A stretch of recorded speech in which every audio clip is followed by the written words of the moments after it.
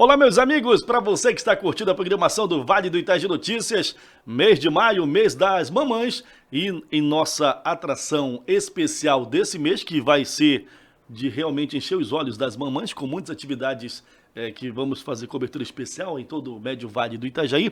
Hoje, em nossos estúdios, vamos receber o Dr. João Felipe Dal Bosco, ele que é médico de saúde mental e diretor da Clínica Médica Dal Bosco, para falar um pouco sobre essa maternidade, né? Esse senso de maternidade que nós estamos vivenciando nesse mês de maio. Doutor João Felipe, é um prazer ter você aqui no Vale do Itajaí Notícias.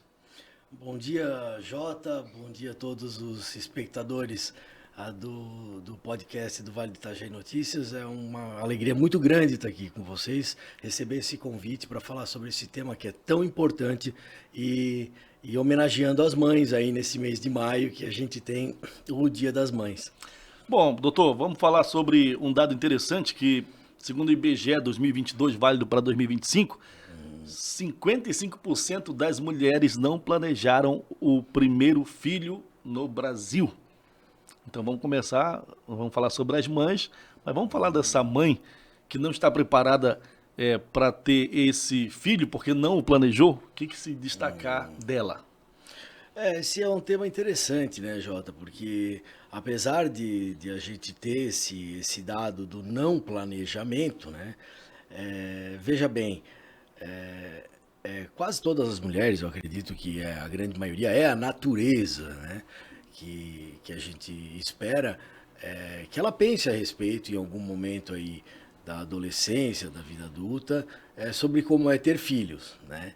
E a partir da gravidez, bem, ela vai ter 9 meses para fazer esse planejamento, para se preparar, né? 9 meses é um bom período para poder se preparar e por isso que a gente tem aí a saúde pública e a saúde privada também para fazer esse acompanhamento, mesmo que seja aí de supetão, mesmo que pegue o casal de surpresa, né? A gente tem a saúde no Brasil pronta, preparada para fazer todo o acompanhamento da gravidez e toda a preparação dessa nova mãezinha para poder praticar aí a arte de maternar a partir do nascimento, né? E como é que esses 9 meses de preparação, como o senhor destacou aí, irá impactar a saúde mental dessa futura mamãe?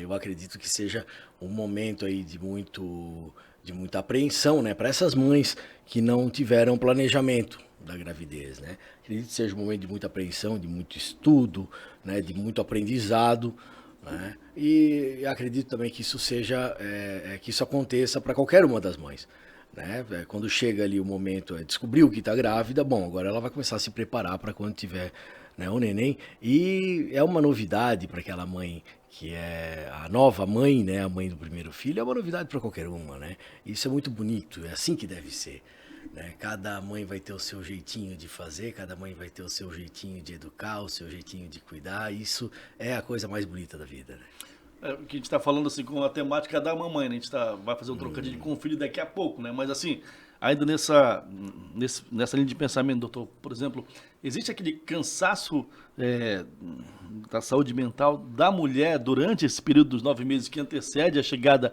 desse lindo maternar? Existe sim, né, Jota? Existe sim, né?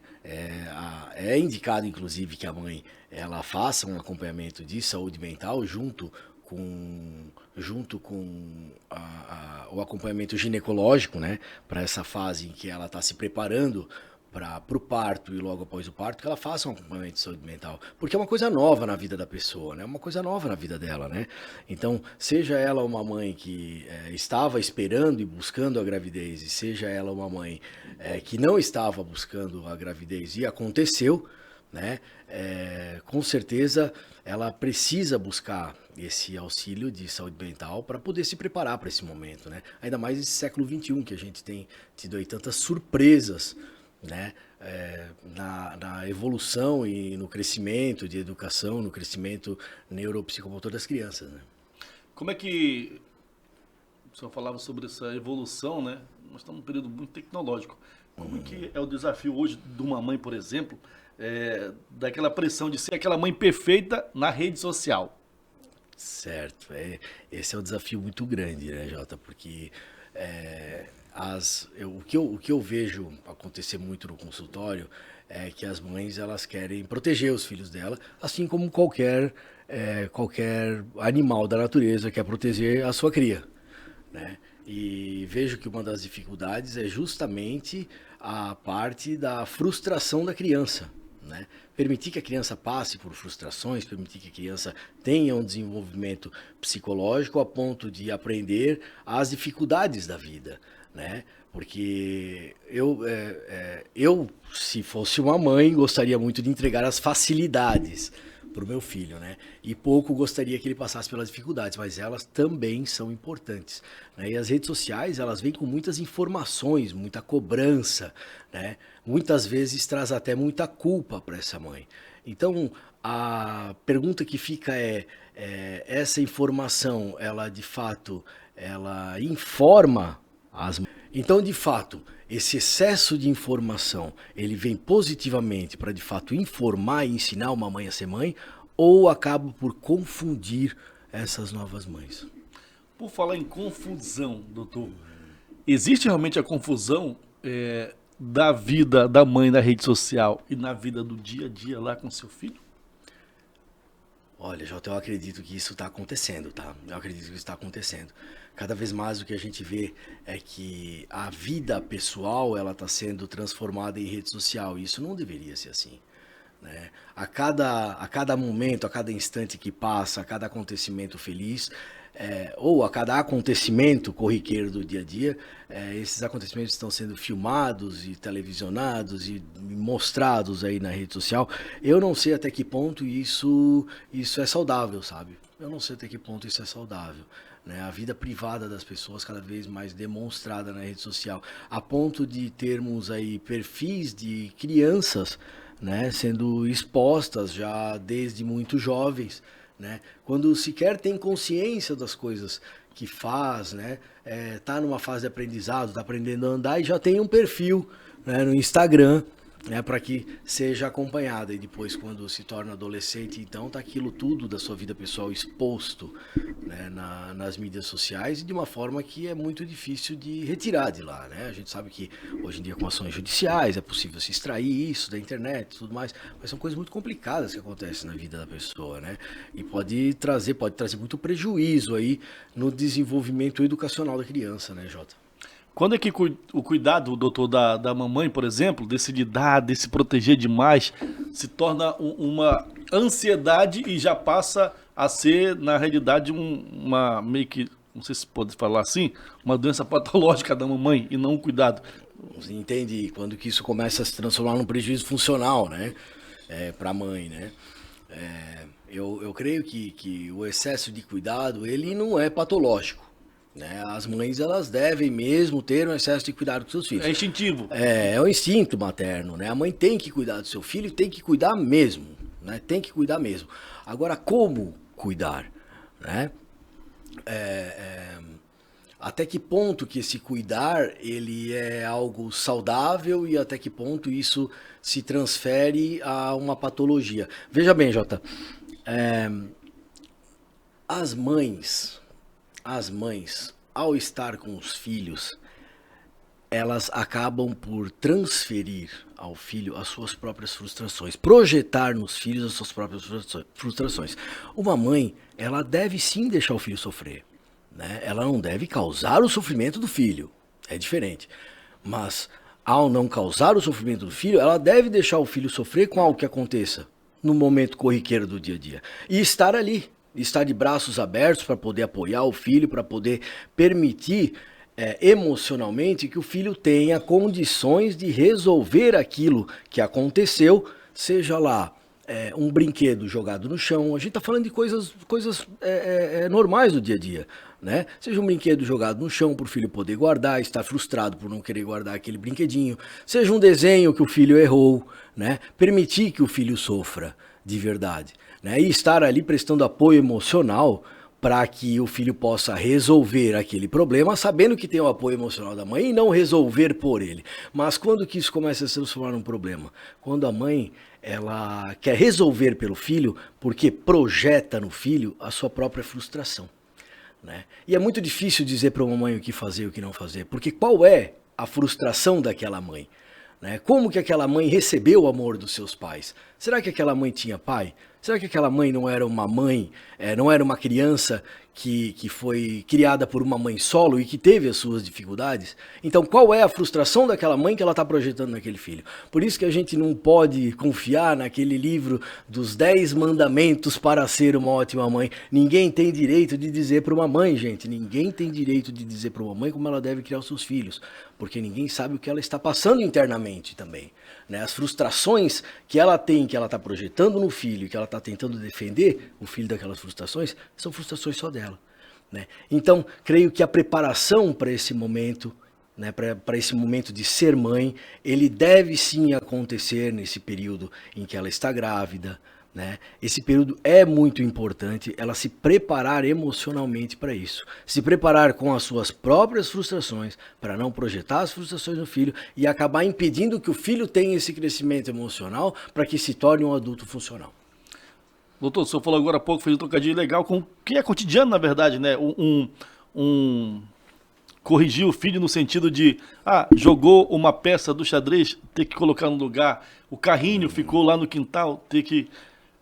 Nesse trocadilho, então, vai muito nessa questão da... O senhor falou agora há pouco, esse apoio emocional, saber discernir esse apoio emocional de disciplina ao mesmo tempo? Eu creio que é bem por aí, Jota. Creio que é bem por aí, porque dar apoio emocional é estar presente. É dizer, filho, vai lá, tenta de novo. Vai lá que a mãe tá aqui, a mãe tá contigo, a mãe tá presente, eu tô torcendo por ti. Não deu certo, vai lá, tenta de novo. Foi para algum campeonato de algum esporte, né? Ele vai ter os momentos em que ele vai vencer, ele vai ter os momentos em que ele vai ser derrotado, e tudo isso faz parte da vida da criança para que ela consiga lidar com aquelas frustrações, para depois, quando for um adulto, já ter aprendido a lidar com frustrações. Porque a vida ela vai trazendo evoluções em degraus. Né? Então, nós estamos num ponto em que a manutenção da inércia é justamente o que se espera. Né? Quando nós estamos num ponto de equilíbrio, nós queremos nos manter na inércia, até que a vida vem e nos coloca uma barreira, até que a vida vem e nos traz um conflito, até que a vida vem e nos traz um desafio. E então, aquele desafio ele vai se tornar tão grande que ou eu bato nele e quebro, ou eu melhoro para superar esse desafio. E é desde criança que vai se aprender a superar esse tipo de desafio. É claro, a criança vai ter os desafios dela, como tu falou, jogou a peça de xadrez, depois vai ter que guardar, né? É uma louça que vai ter que ser lavada com a idade certa para que se faça isso, né? É uma mesa que vai ter que ser retirada e daqui a pouco é uma prova que vai ter que se passar em algum concurso público que aquele adulto vai ter que resolver, uma universidade que ele vai ter que entrar para estudar, e esses desafios eles vão aumentando durante a vida, né? Então, a menos que a pessoa ela tenha condição de superar os desafios e crescer a cada desafio, ela vai se manter inerte. E isso é o que a gente não espera da criança. Ô, doutor, agora o senhor falava sobre a questão, é um concurso público que vai ter que ser feito, é um desafio, né? Bom, quando o cara faz concurso, subentende que já tem 16 anos pra frente, né? Sim. E assim, e aquelas mães que são rotuladas de que, aliás, os filhos, o cara tem 30 anos, 35 anos, namora com a mamãe, né? Será que é dele realmente a afinidade? Essa super proteção de mãe? É a forma como ele foi criado? Ou é esse conjunto de fatores que leva a isso? Porque tem casos e casos, né? Eu gosto de estar aqui contigo, Jota, porque tu és jornalista, e um bom jornalista, e faz perguntas, né? Perguntas, toca na ferida de verdade, né? E essa é uma das feridas. A gente precisa estudar caso a caso, porque o que está levando aquela pessoa a se manter na casa dos pais, né? Mais uma vez aqui, né, o jornalismo está conseguindo arrancar e extrair da gente uma coisa muito importante. Será que a culpa é dos pais? Será que a culpa é dos filhos? Será que alguém tem culpa sobre o que está acontecendo? Será que isso é um problema ou isso é uma solução? Né? Então, precisa ser estudado caso a caso, precisa de um acompanhamento psicoterápico, precisa de um acompanhamento de psicológico ou de médico, aquele acompanhamento que a gente faz lá na clínica médica Dal Bosco, aquele acompanhamento multiprofissional para conseguir entender o que está acontecendo naquela família, para conseguir se chegar às soluções. Talvez é muito melhor a gente focar na solução do que tentar apontar o problema. Né? Então, eu acho que essa tua pergunta ela é muito válida hoje em dia. Né? A gente vê muito disso. O que a gente vê também é uma economia brasileira que não vai bem. Né? A gente vê mercado de trabalho que está cheio, né? Tá abarrotado de gente no mercado de trabalho. A gente vê um Brasil que está precisando que se faça alguma coisa para que se melhore, sem entrar aqui em questões políticas, né, Jota? Não é a nossa intenção aqui. Mas culpar a mãe ou culpar a educação dada pelos pais, nesse caso, eu acho que seria muito precoce, né, para eu poder colocar uma resposta. Eu creio que é importante que a gente faça um estudo do que está acontecendo na vida daquela pessoa para que a gente possa entender, porque muita coisa pode ter acontecido. Pode ser que aquela pessoa já foi uma pessoa que morou sozinha desde os 18 anos de idade, né? Pode ser que morava no exterior, né? Como eu tenho pacientes lá na clínica, de famílias que o filho já morava no exterior, já trabalhava no exterior, está voltando ao Brasil, agora tem 35 anos e voltou a morar com os pais. Né? Ou pode ser uma pessoa que simplesmente não teve oportunidade, ou pode ser uma pessoa que foi super protegida, não sabe lidar com frustrações, fez uma vez um concurso público, não deu certo e está parado ainda naquela fase da vida e ainda não superou aquela fase da vida. E tem uns que são por opção, né? Por exemplo, o pai morreu, ou a mãe morreu, ele tem a opção de, vou voltar para casa do papai e da mamãe para cuidar deles, né? Tem muito disso também ainda, isso, né? Tu vê que coisa mais bonita, né, Jota, nesse momento, né? Nesse caso, né? Eu tenho um paciente lá que está passando por isso. Ele morava em São Paulo, voltou de São Paulo para morar na casa dos pais. Ele tem ali cerca de 33 anos de idade e os pais têm 80 anos de idade, né? E ele voltou para a casa dos pais para cuidar dos pais, né? Hoje ele é que toca a empresa, ele é um adulto completamente independente, ele consegue dar conta de todas as finanças, dar conta de todos os gastos que a família tem, cuida dos pais dele e está realmente entrando aí em burnout, ele tá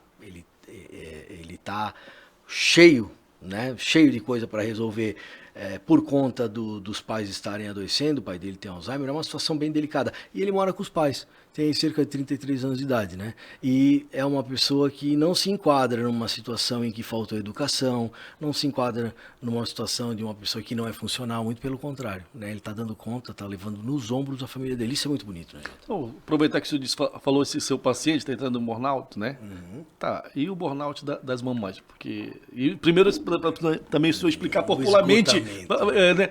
Procurar explicar o que é burnout popularmente para o público que está também acompanhando nossa programação. Aqui nesse caso aqui, o burnout, né, se ele for ser falado tecnicamente pela psiquiatria, o burnout ele é uma doença ocupacional, né, ele é uma doença do trabalho.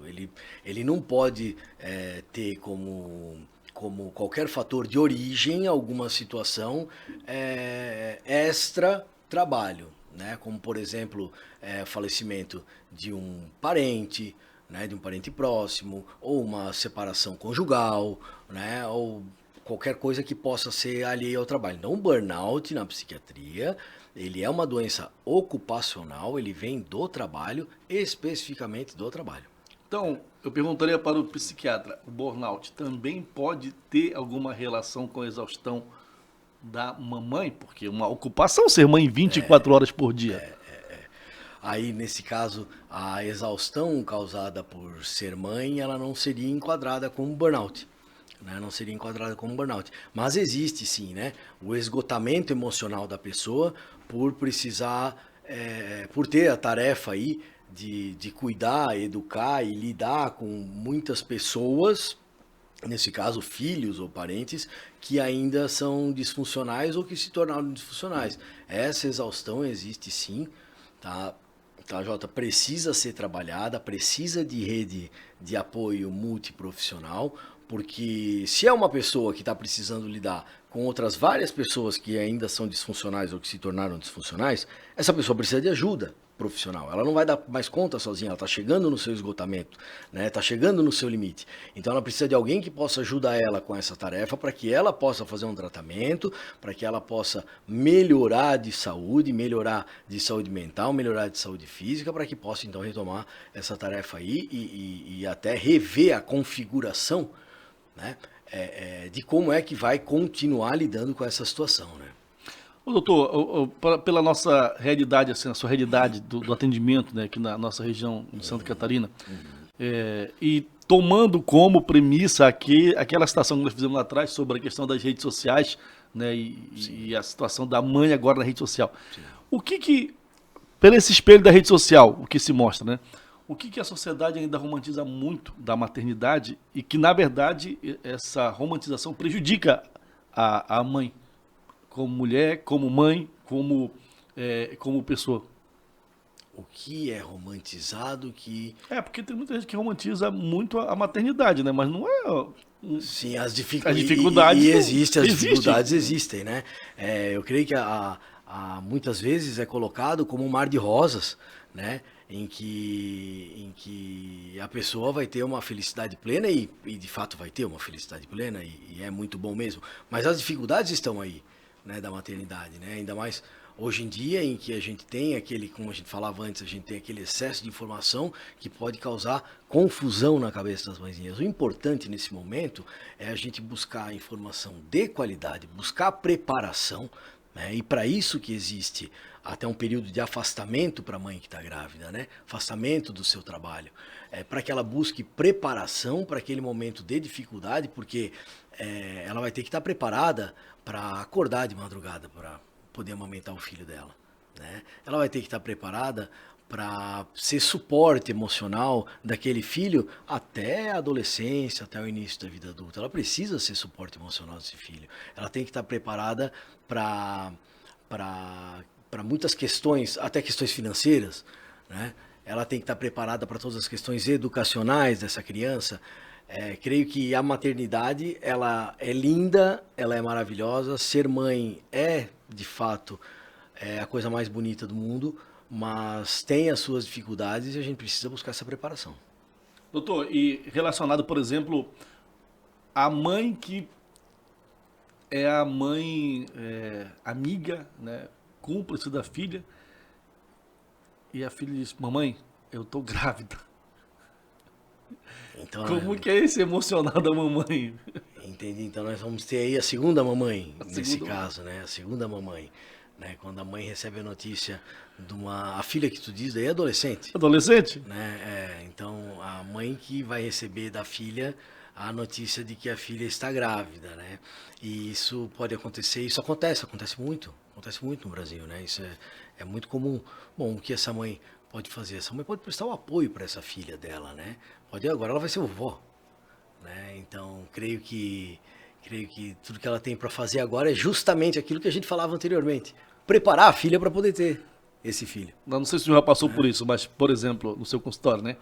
Tá, a gente está falando sobre a preparação, etc e tal, né? Mas como é a mãe receber, minha filha tem 15 anos, 16 anos, né? Mãe, tô grávida. Será que a mãe de família, tem várias vertentes de família, né?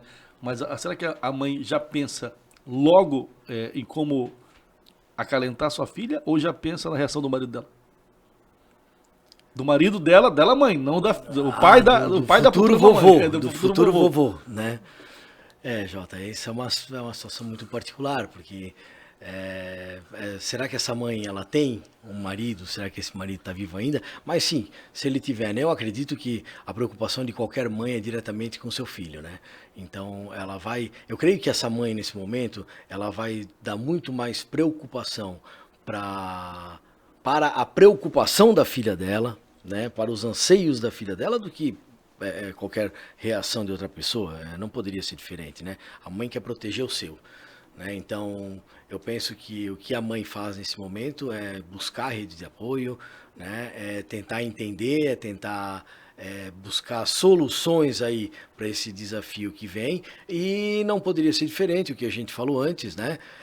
Ao resolver o problema para o filho, essa mãe pode estar transferindo a sua própria frustração para essa filha. Então, a gente não pode esquecer a parcela que tem de responsabilidade, e é a maior parcela, do adolescente que engravidou. Então, a mãe também tem que deixar esse adolescente sofrer e se frustrar. Né? Afinal de contas, a mãe, a avó agora, né? Sim. Ela já sabe como ter um filho, então para ela não vai ser muita novidade. Né? Ela vai dar conta do recado. Pode ter certeza que ela deu conta do primeiro recado, ela vai dar conta do segundo. Né? Agora, como fazer para que aquele netinho que está vindo cresça um adulto funcional, sem ser super protegido pela sua mãe e pela sua vovó?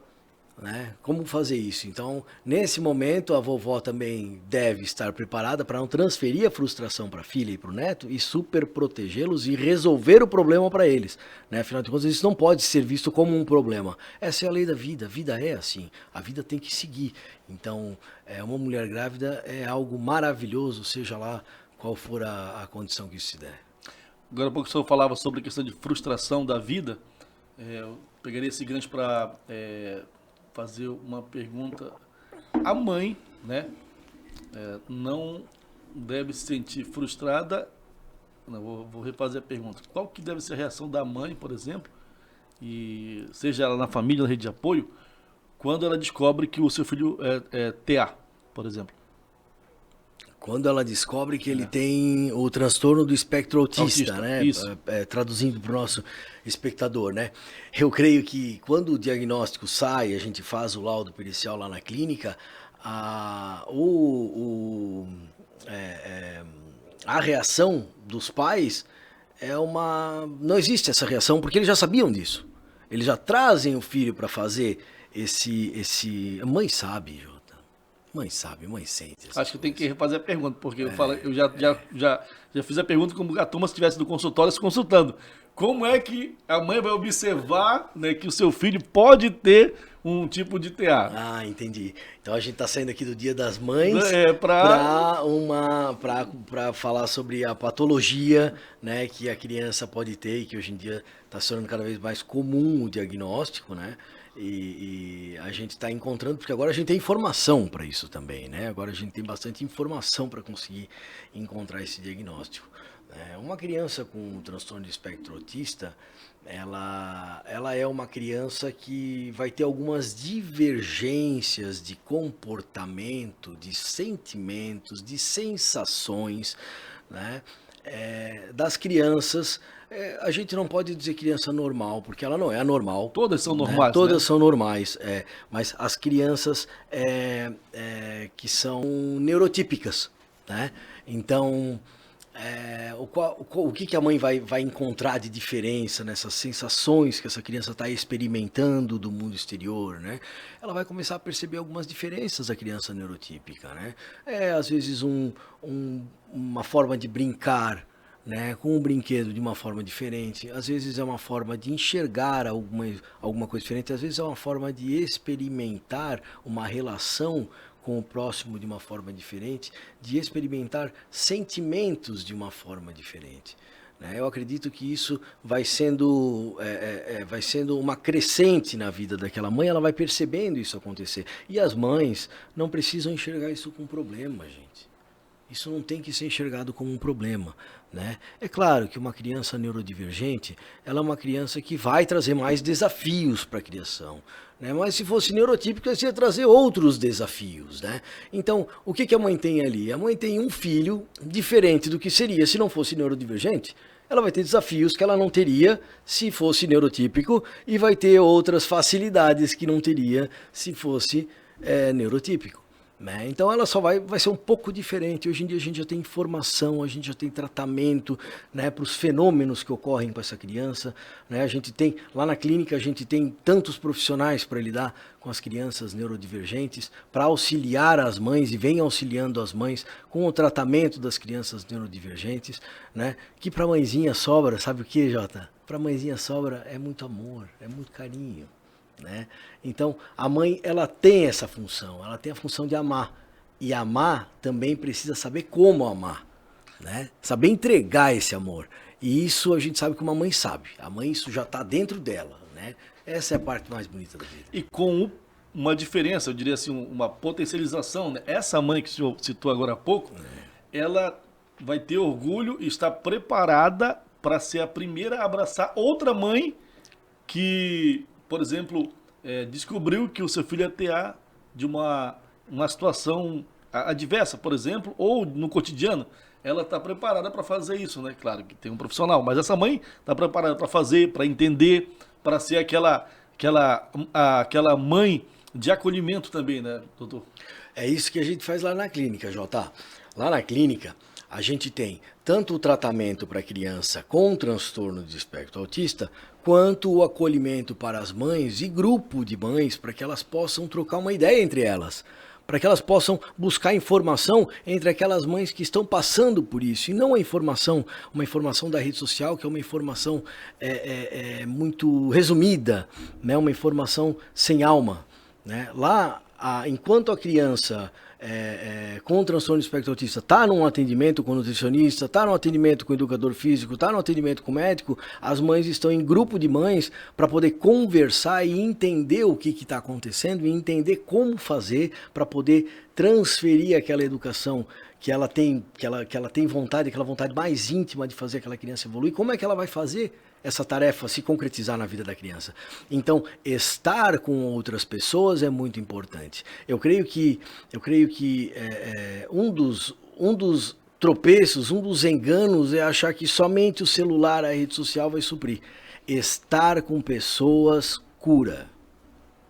Que legal. Nós estamos recebendo nesse programa especial do mês de maio, Dia das Mães, o doutor João Felipe Dal Bosco, diretor da Clínica Dal Bosco, né? Você pode acompanhar as redes sociais do doutor João Felipe, né? No Instagram também, para ter muitas informações e muitas experiências. Esse tema específico das mamães, mas lá no Instagram dele você encontra diversos outros temas, né?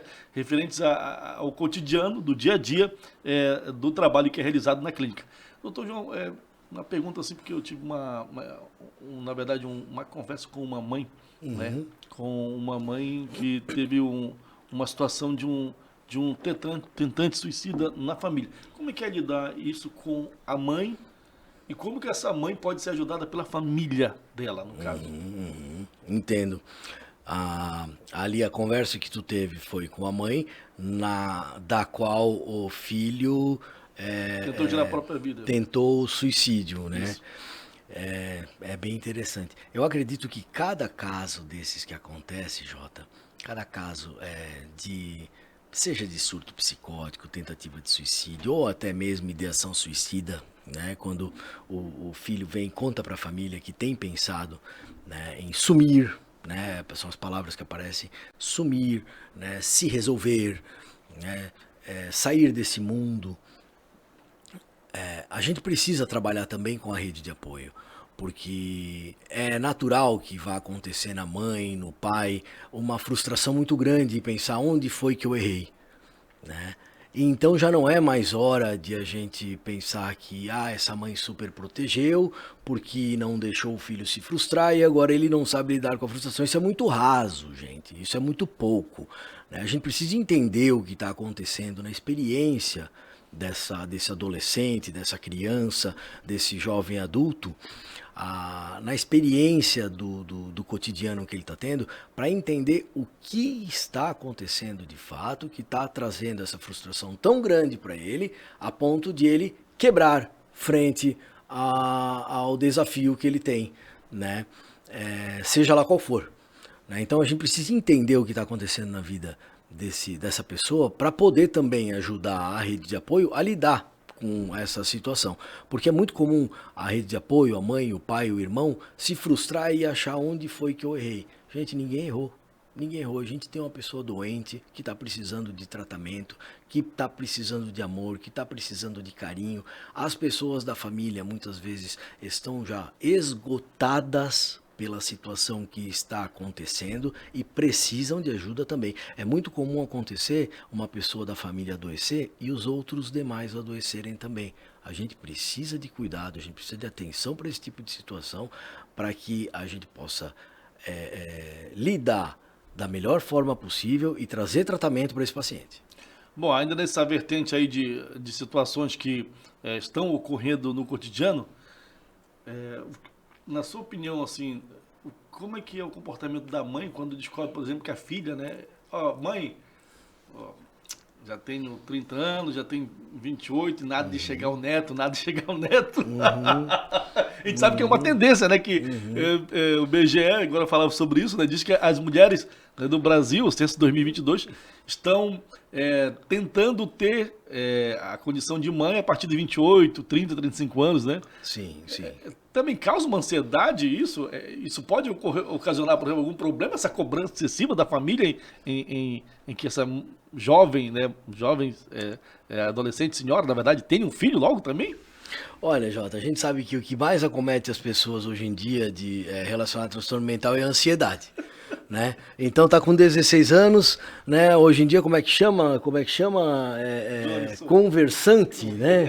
Hoje em dia tem um conversante, né? Então logo de conversante se torna um ficante, né? Na nossa época eu não conheço muito bem essas palavras, mas de conversante quando vai se tornar um ficante, de um ficante quando vai virar namorado. É namorado, Johnson? Que daí de conversante para ficante para namorado. Aí de conversante quando vai ser um ficante, quando vai ser um namorado. E aí virou namorado quando vai noivar, e virou noivo quando vai casar, e casou quando vai ter filho. Eu acredito que isso, gente, é ansiedade, tá? Isso é ansiedade, né? Realmente, o que a gente tem visto hoje no público é uma demora maior para quem planeja, né, ter filhos. Eu acredito que seja pela situação econômica do país, né? Enfim, aí o IBGE vai ter as suas explicações. Eu acredito que é uma questão muito mais sociopolítica do que psiquiátrica para se lidar com esse assunto, né? Mas de fato, né? Eu acho que tudo que uma mãe quer é poder ser avó, né? E tudo que um irmão quer é poder ser tio. Aí o tio é fácil, né, Johnson? Porque o tio estraga, né? O tio serve para estragar, o tio só se diverte, né? Ele não tem que acordar no meio da noite. Então, o que a gente vê aí, né, nesse tipo de afirmação é a natureza sendo a natureza, é a vida vivendo, né? É o ser humano se reproduzindo, e que isso aconteça da melhor forma possível, que as mães possam ser mães, que possam ter mais mães a comemorar esse dia lindo que é o Dia das Mães, que a gente vai vivenciar em maio. E a todas as mãezinhas aqui, a gente quer estender o nosso abraço, nosso carinho, nosso abraço carinhoso, para que elas possam viver um ótimo domingo do Dia das Mães, e sempre que precisar, a gente está à disposição, né, Gilson? Sempre que precisar, a Clínica Médica Dal Bosco está de braços abertos para poder acolher as mães que precisam, para poder acolher os filhos que precisam, né, para poder acolher as famílias. Nós estamos lá na Rua São Paulo, em Blumenau, pertinho da prefeitura, tá? Na Rua São Paulo, 357. Estamos agora reformando a nossa fachada. Então, quem passar lá já vai conseguir ver a clínica médica lá. Rua São Paulo, 357, pertinho da prefeitura de Blumenau. Com atendimento especializado para as mamães, né? Você que quer fazer uma visita, tomar um café, uma boa conversa, uma acolhida, né? Está à disposição aí do doutor João Felipe Dal Bosco, a Clínica Dal Bosco, né? Sempre fazendo esse excelente trabalho. Né, meu amigo? Lá na clínica nós temos o serviço multiprofissional, tá? Eu acredito que seja bacana de conversar aqui sobre isso. Nós temos lá atendimento médico, atendimento nutricional, atendimento com professor de educação física, atendimento fisioterápico, fazemos lá a arte terapia, a musicoterapia, enfim, tudo o que engloba essa área tão importante que a gente acredita que realmente funcione no momento de dificuldade ou no momento de preparação para a mãezinha, nesse momento de maternar. Temos lá então nutricionista, psicólogo, professor de educação física, arte terapeuta, musicoterapeuta, e temos médicos lá também para poder fazer o atendimento. Você vai lá, conversa com a Manu, que está lá na recepção, conversa com a Nara, que está lá no nosso setor administrativo, que é a nossa gestora, e pode ser atendido lá na Clínica Médica Dal Bosco. Com o atendimento dessa equipe multidisciplinar que realmente faz a diferença aqui na região do Médio Vale e toda Santa Catarina. Doutor João, muito obrigado pela sua participação. Desejo realmente bastante sucesso, né? Esse mês de maio é um mês diferenciado por causa das mamães e que as mamães elas sejam lembradas todos os dias, né? Da vida dos filhos e não somente no segundo domingo do mês de maio. Maravilha, muito obrigado pelo convite. Tivemos a participação do Dr. João Felipe Dal Bosco, da Clínica Médica Dal Bosco, né, da cidade de Blumenau, falando um pouco sobre essa temática da mãe, neste mês dedicado a elas. Produção de Johnson Lima, curta e compartilha a nossa live. Um grande abraço, valeu!